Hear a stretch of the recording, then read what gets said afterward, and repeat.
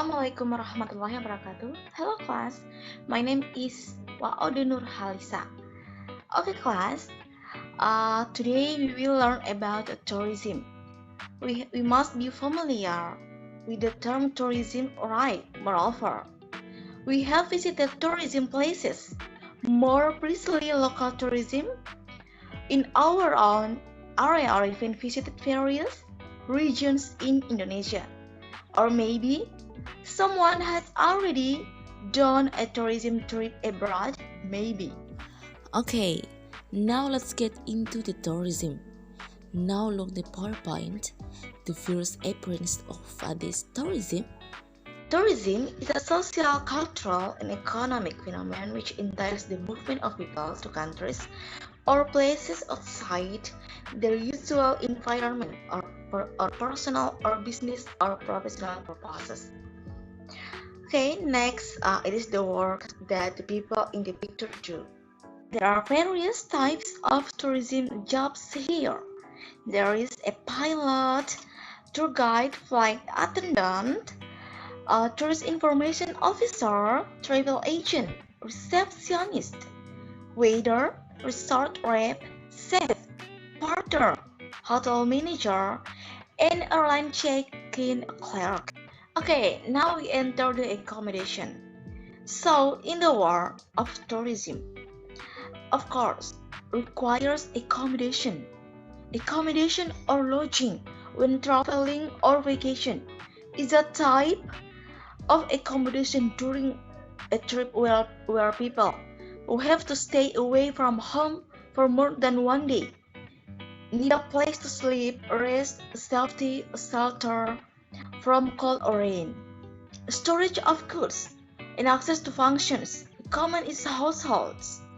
Or accommodation is a place where tourists can stay or rest by providing good facilities with accommodation, with food and beverage services, or without waiters.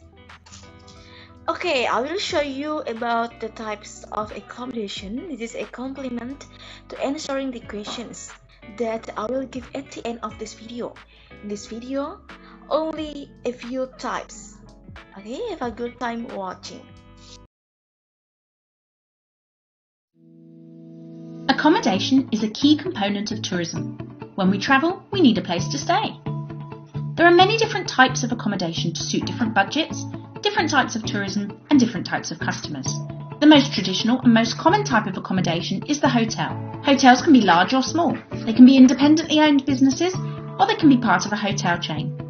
Hotels may be part of a holiday resort. Bed and breakfasts, guest houses, and homestays are more intimate options. This provides the tourist with the opportunity to stay in a person's home. Hostels are a type of accommodation designed to suit the needs of those on a budget. Whilst anyone can stay in a hostel, they are largely aimed at young people. Hostels will often provide dormitory-style accommodation with shared rooms and bunk beds. This type of accommodation is perfect for group tours and educational trips. There are a range of self-catering options.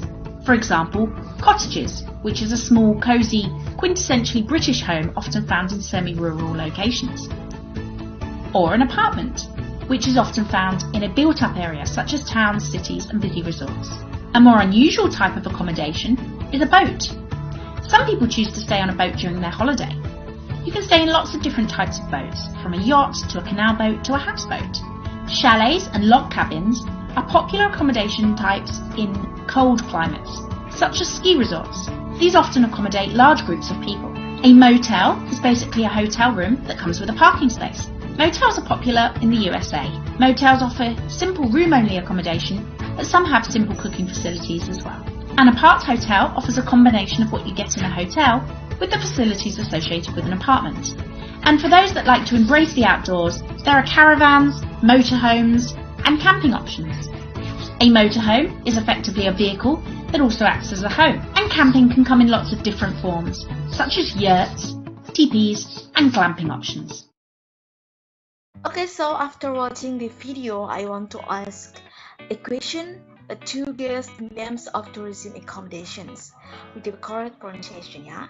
And in this picture, there are various tourism accommodations. As you can see, I also all of you to name the accommodations with the correct pronunciation. Okay. Well, this is the answer. Your answers are all correct. Thank you as for the mention. Everything is correct, yeah. That's all the material I can bring today. Hopefully we will meet again in the next meeting. Wassalamualaikum warahmatullahi wabarakatuh.